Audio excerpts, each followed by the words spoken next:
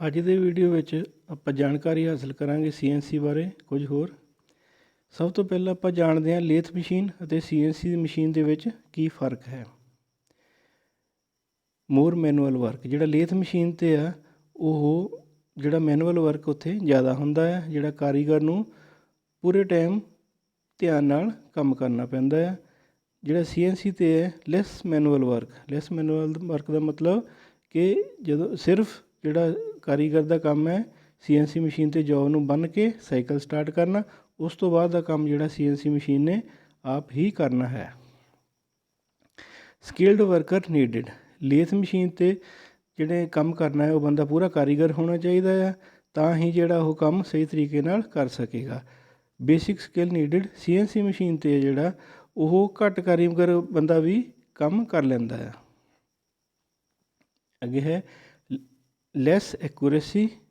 ਜਿਹੜੀ ਲੇਥ ਮਸ਼ੀਨ 'ਤੇ ਹੈ, ਕਿਉਂਕਿ ਜਿਹੜੀ ਐਕੂਰੇਸੀ ਉਹ ਕਾਰੀਗਰ ਦੀ ਕਾਰੀਗਰੀ 'ਤੇ ਹੀ ਡਿਪੈਂਡ ਕਰਦੀ ਹੈ। ਜੇ ਕਾਰੀਗਰ ਦਾ ਧਿਆਨ ਥੋੜ੍ਹਾ ਬਹੁਤ ਇੱਧਰ ਉੱਧਰ ਹੋਇਆ ਤਾਂ ਐਕੂਰੇਸੀ ਵਿੱਚ ਫ਼ਰਕ ਪੈ ਜਾਂਦਾ ਹੈ।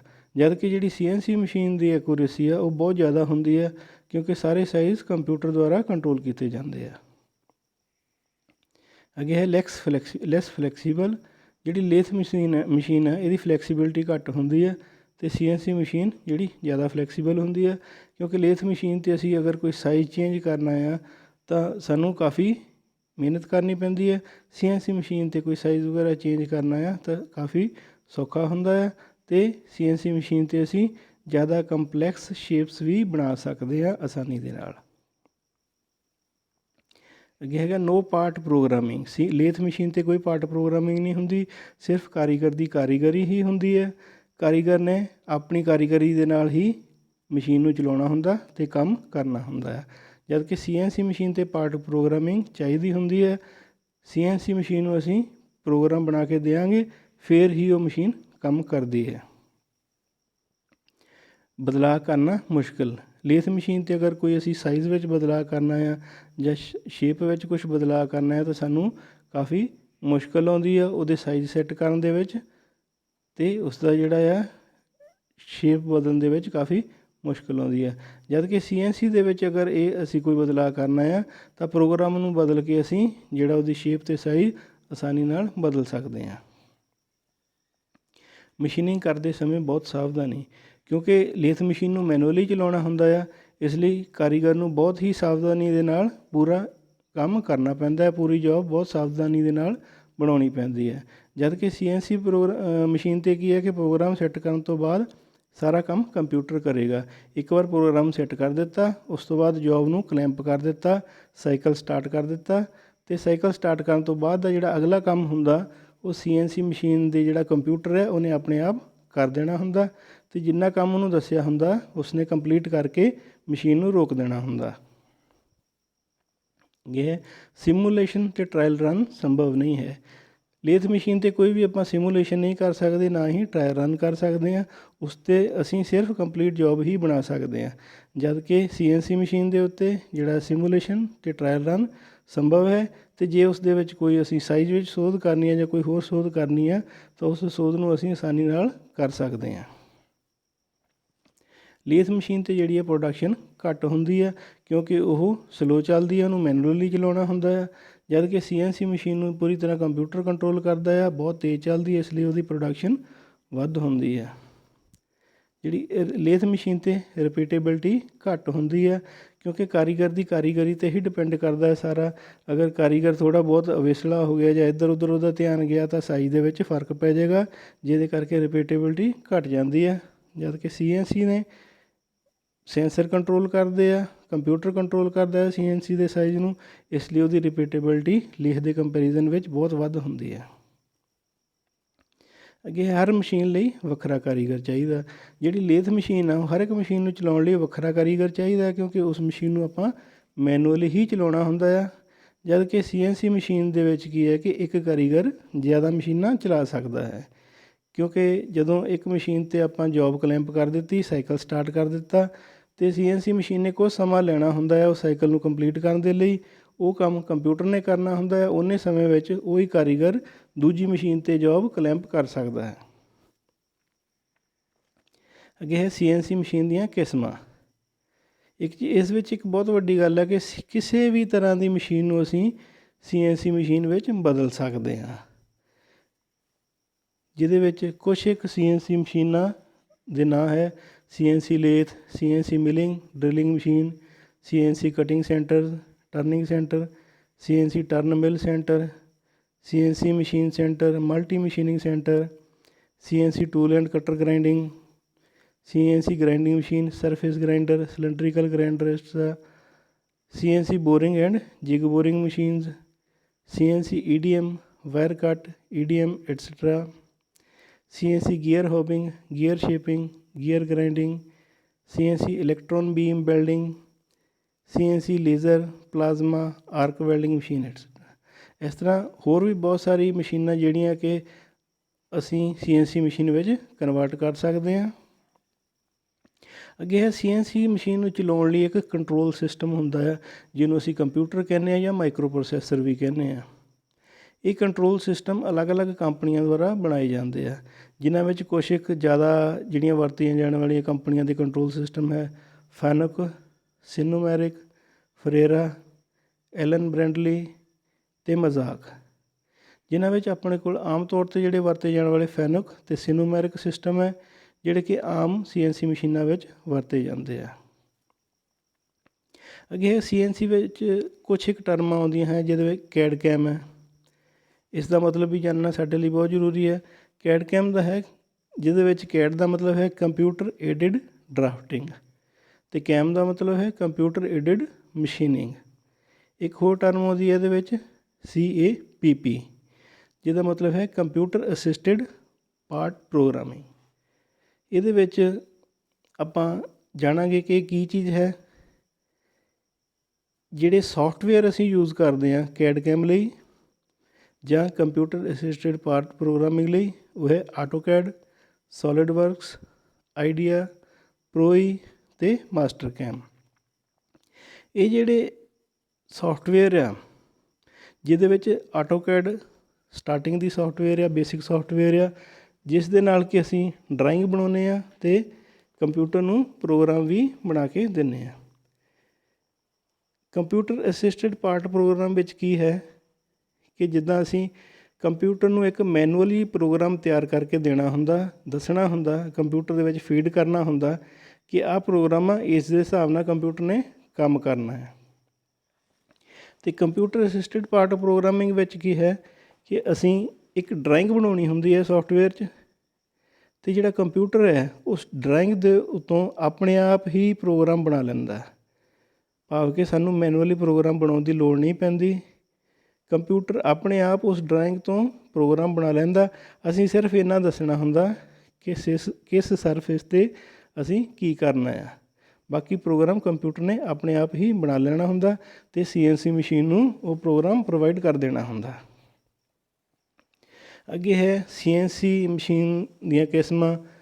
ਜਿੱਦਾਂ 2 ਐਕਸਿਸ 'ਤੇ ਜਿਹੜੀਆਂ CNC ਮਸ਼ੀਨ ਕੰਮ ਕਰਦੀਆਂ, ਉਹ X ਅਤੇ Z ਐਕਸਿਸ 'ਤੇ ਕੰਮ ਕਰਦੀਆਂ, ਜਿਹਨੂੰ ਅਸੀਂ CNC ਮਸ਼ੀਨ ਜਾਂ CNC ਟਰਨਿੰਗ ਸੈਂਟਰ ਜਾਂ CNC ਲੇਥ ਕਹਿ ਦਿੰਦੇ ਹਾਂ।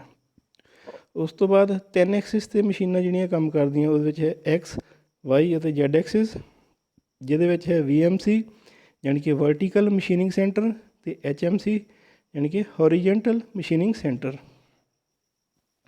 ਇਸੇ ਤਰ੍ਹਾਂ ਹੀ ਜਦੋਂ ਅਸੀਂ CNC ਦਾ ਪ੍ਰੋਗਰਾਮ ਬਣਾਉਣਾ ਹੁੰਦਾ, ਉੱਥੇ ਅਸੀਂ ਇੱਕ ਕੁਆਡਰੈਂਟਸ ਦਾ ਧਿਆਨ ਰੱਖਣਾ ਹੁੰਦਾ। ਇਹ ਜਿਹੜੇ ਕੁਆਡਰੈਂਟਸ ਹੈ ਡਰਾਇੰਗ ਬਣਾਉਣ ਵੇਲੇ ਵੀ ਕੰਮ ਆਉਂਦੇ ਆ ਅਤੇ ਪ੍ਰੋਗਰਾਮ ਬਣਾਉਣ ਵੇਲੇ ਵੀ ਸਾਨੂੰ ਇਸ ਦੀ ਜਾਣਕਾਰੀ ਹੋਣੀ ਚਾਹੀਦੀ ਹੈ। ਜਿੱਦਾਂ ਅਸੀਂ ਗ੍ਰਾਫ ਬਣਾਉਂਦੇ ਹਾਂ X ਐਕਸਿਸ ਅਤੇ Y ਐਕਸਿਸ 'ਤੇ, ਜਿਹੜਾ ਐਬਸੋਲੂਟ ਜ਼ੀਰੋ ਪੁਆਇੰਟ ਹੁੰਦਾ ਹੈ, ਜਿੱਥੇ X ਅਤੇ Y ਐਕਸਿਸ ਆਪਸ ਵਿੱਚ ਕ੍ਰੋਸ ਕਰਦੇ ਆ, ਉਸ ਤੋਂ ਸੱਜੇ ਪਾਸੇ X ਦੀ ਵੈਲਿਊ ਪਲੱਸ ਹੁੰਦੀ ਹੈ ਅਤੇ ਖੱਬੇ ਪਾਸੇ X ਦੀ ਵੈਲਿਊ ਮਾਈਨਸ ਹੁੰਦੀ ਹੈ। ਇਸ ਤਰ੍ਹਾਂ ਹੀ ਉਸ ਪੁਆਇੰਟ ਤੋਂ ਉੱਪਰ ਵੱਲ Y ਦੀ ਵੈਲਿਊ ਪਲੱਸ ਹੁੰਦੀ ਹੈ ਅਤੇ ਥੱਲੇ ਵੱਲ Y ਦੀ ਵੈਲਿਊ ਮਾਈਨਸ ਹੁੰਦੀ ਆ। ਅਤੇ ਸੱਜੇ ਪਾਸੇ ਉੱਪਰ ਜਿਹੜਾ ਕੁਆਡਰੈਂਟ ਹੁੰਦਾ, ਉਹਨੂੰ ਆਪਾਂ ਫਸਟ ਕੁਆਡਰੈਂਟ ਕਹਿੰਦੇ ਹਾਂ। ਫਸਟ ਕੁਆਡਰੈਂਟ ਦੇ ਵਿੱਚ X ਦੀ ਵੈਲਿਊ ਅਤੇ Y ਦੀ ਵੈਲਿਊ ਪਲੱਸ ਵਿੱਚ ਹੁੰਦੀ ਹੈ। ਉਸ ਤੋਂ ਬਾਅਦ ਐਂਟੀ ਕਲੋਕਵਾਈਜ਼ ਚੱਲਦੇ ਹੋਏ ਖੱਬੇ ਪਾਸੇ ਸੈਕਿੰਡ ਕੁਆਡਰੈਂਟ, ਜਿਸ ਦੇ ਵਿੱਚ X ਦੀ ਵੈਲਿਊ ਮਾਈਨਸ ਹੁੰਦੀ ਹੈ ਅਤੇ Y ਦੀ ਵੈਲਿਊ ਪਲੱਸ ਹੁੰਦੀ ਹੈ। ਉਸ ਤੋਂ ਬਾਅਦ ਥੱਲੇ ਵੱਲ ਥਰਡ ਕੁਆਡਰੈਂਟ, ਜਿਸ ਦੇ ਵਿੱਚ x ਦੀ ਵੈਲਿਊ ਮਾਈਨਸ 'ਚ ਹੁੰਦੀ ਹੈ ਅਤੇ y ਦੀ ਵੈਲਿਊ ਵੀ ਮਾਈਨਸ 'ਚ ਹੁੰਦੀ ਹੈ। ਉਸ ਤੋਂ ਬਾਅਦ ਸੱਜੇ ਪਾਸੇ ਵੱਲ ਚੌਥਾ ਕੁਆਡਰੈਂਟ, ਜਿਸ ਦੇ ਵਿੱਚ x ਦੀ ਵੈਲਿਊ ਪਲੱਸ ਵਿੱਚ ਹੁੰਦੀ ਹੈ ਅਤੇ y ਦੀ ਵੈਲਿਊ ਮਾਈਨਸ ਵਿੱਚ ਹੁੰਦੀ ਹੈ। ਇਹ ਜਦੋਂ ਆਪਾਂ ਅੱਗੇ ਚੱਲ ਕੇ ਡਰਾਇੰਗ ਬਣਾਵਾਂਗੇ ਜਾਂ CNC ਦਾ ਪ੍ਰੋਗਰਾਮ ਬਣਾਵਾਂਗੇ, ਉੱਥੇ ਇਹ ਕੁਆਡਰੈਂਟਸ ਕੰਮ ਆਉਂਦੇ ਆ। ਅੱਗੇ ਹੈ ਕੋਆਰਡੀਨੇਟ ਸਿਸਟਮ। ਕੋਆਰਡੀਨੇਟ ਸਿਸਟਮ ਦੇ ਵਿੱਚ ਐਬਸੋਲੂਟ ਕੋਆਰਡੀਨੇਟ ਸਿਸਟਮ, ਰਿਲੇਟਿਵ ਜਾਂ ਇਨਕਰੀਮੈਂਟਲ ਕੋਆਰਡੀਨੇਟ ਸਿਸਟਮ ਅਤੇ ਪੋਲਰ ਕੋਆਰਡੀਨੇਟ ਸਿਸਟਮ, ਇਹ ਜਿਹੜੇ ਤਿੰਨੇ ਸਿਸਟਮ ਡਰਾਇੰਗ ਬਣਾਉਣ ਵਿੱਚ ਵੀ ਕੰਮ ਆਉਂਦੇ ਆ ਅਤੇ CNC ਦਾ ਜਦੋਂ ਆਪਾਂ ਪ੍ਰੋਗਰਾਮ ਬਣਾਉਣਾ ਹੁੰਦਾ ਉਦੋਂ ਵੀ ਇਹਨਾਂ ਕੋਆਰਡੀਨੇਟਸ ਦਾ ਧਿਆਨ ਰੱਖ ਕੇ ਪ੍ਰੋਗਰਾਮ ਅਸੀਂ ਬਣਾਉਂਦੇ ਹਾਂ। ਆਓ ਥੋੜ੍ਹਾ ਜਿਹਾ ਇਹਨਾਂ ਕੋਆਰਡੀਨੇਟਸ ਬਾਰੇ ਜਾਣੀਏ। ਸਭ ਤੋਂ ਪਹਿਲਾਂ ਹੈ ਐਬਸੋਲੂਟ ਕੋਆਰਡੀਨੇਟ ਸਿਸਟਮ, ਜਿਹਨੂੰ ਕਾਰਟੀਜ਼ੀਅਨ ਕੋਆਰਡੀਨੇਟ ਸਿਸਟਮ ਵੀ ਕਹਿੰਦੇ ਆਪਾਂ। ਇਸ ਵਿੱਚ ਜੋ ਐਬਸੋਲੂਟ 0 ਹੁੰਦਾ ਹੈ, ਹਰ ਇੱਕ ਵੈਲਿਊ ਆਪਾਂ ਉੱਥੋਂ ਹੀ ਲੈਣੀ ਸਟਾਰਟ ਕਰਨੀ ਹੁੰਦੀ ਹੈ। ਜਿੱਦਾਂ ਫਸਟ ਕੁਆਡਰੈਂਟ ਵਿੱਚ 4 ਅਤੇ 3, 4x ਦੀ ਵੈਲਿਊ ਆ ਅਤੇ 3 y ਦੀ ਵੈਲਿਊ ਆ। ਜਦੋਂ ਆਪਾਂ ਕਿਸੇ ਕੋਆਰਡੀਨੇਟ ਦੀ ਵੈਲਿਊ ਲਿਖਦੇ ਹਾਂ, ਪਹਿਲਾਂ x ਦੀ ਵੈਲਿਊ ਲਿਖਦੇ ਹਾਂ, ਫਿਰ y ਦੀ ਵੈਲਿਊ ਲਿਖਦੇ ਹਾਂ। ਭਾਵ ਕਿ x ਸਾਈਡ ਨੂੰ 4 ਪੁਆਇੰਟ ਚੱਲਿਆ ਅਤੇ y ਸਾਈਡ ਨੂੰ 3 ਪੁਆਇੰਟ ਚੱਲਿਆ। ਇਸੇ ਤਰ੍ਹਾਂ ਹੀ ਸੈਕਿੰਡ ਕੁਆਡਰੈਂਟ ਵਿੱਚ ਜੋ ਹੈ -3 ਅਤੇ 2, ਭਾਵ ਕਿ ਜੋ x ਲਾਈਨ 'ਤੇ ਆਪਾਂ ਚੱਲੇ ਉਹ ਹੈ 3 ਪੁਆਇੰਟ ਅਤੇ y ਲਾਈਨ 'ਤੇ 2 ਪੁਆਇੰਟ। ਪਰ ਕਿਉਂਕਿ ਸੈਕਿੰਡ ਕੁਆਡਰੈਂਟ ਆ, ਇਸ ਲਈ x ਦੀ ਵੈਲਿਊ ਮਾਈਨਸ 'ਚ ਆਏਗੀ ਅਤੇ y ਦੀ ਪਲੱਸ ਵਿੱਚ ਆਏਗੀ।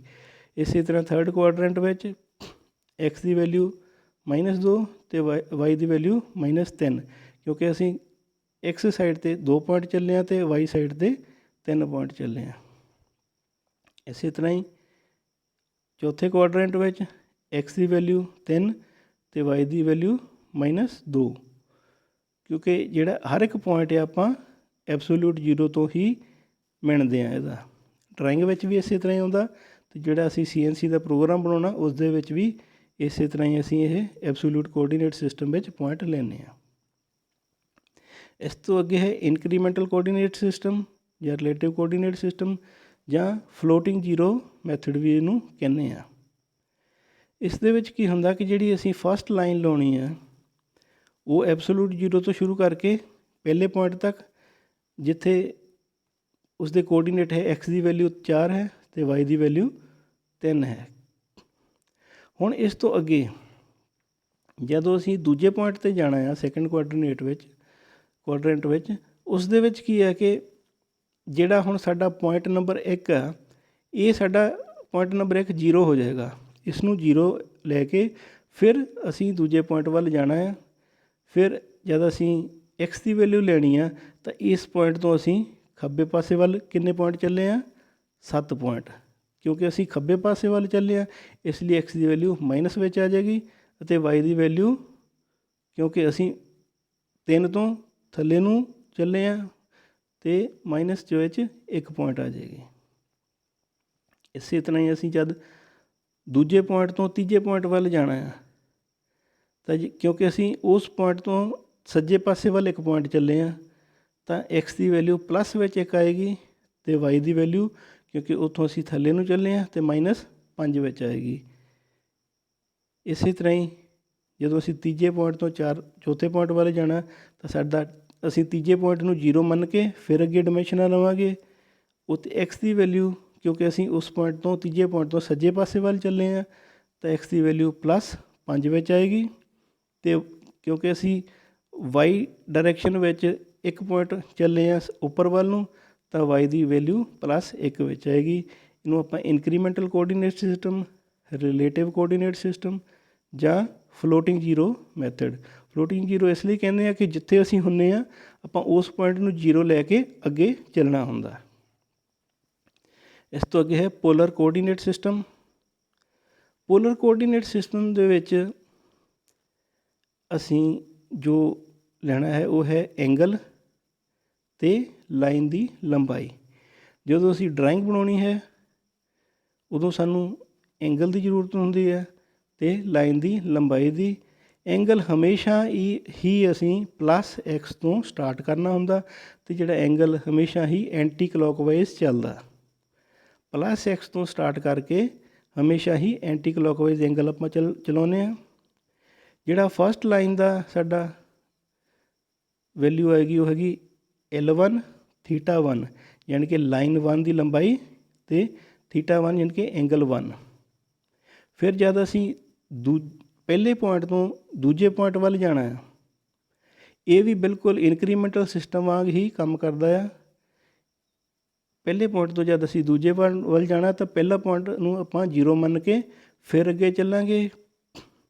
ਤਾਂ ਜਿਹੜਾ ਸਾਡਾ ਐਂਗਲ ਆ ਉਹ ਪਲੱਸ ਐਕਸ ਤੋਂ ਹੀ ਆਪਾਂ ਮਿਣਾਂਗੇ ਅਤੇ ਉਸ ਤੋਂ ਅੱਗੇ ਲਾਈਨ ਦੀ ਲੰਬਾਈ।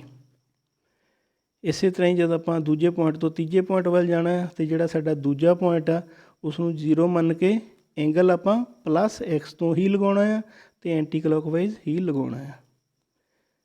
ਇਸੇ ਤਰ੍ਹਾਂ ਹੀ ਇਸ ਵਿੱਚ ਜਿਹੜੀ ਲਾਈਨ ਦੀ ਲੰਬਾਈ ਉਹ ਹਮੇਸ਼ਾ ਪਲੱਸ 'ਚ ਹੀ ਰਹੇਗੀ ਅਤੇ ਐਂਗਲ ਪਲੱਸ ਐਕਸ ਤੋਂ 0 ਸਟਾਰਟ ਹੋ ਕੇ ਅੱਗੇ ਵਧੇਗਾ।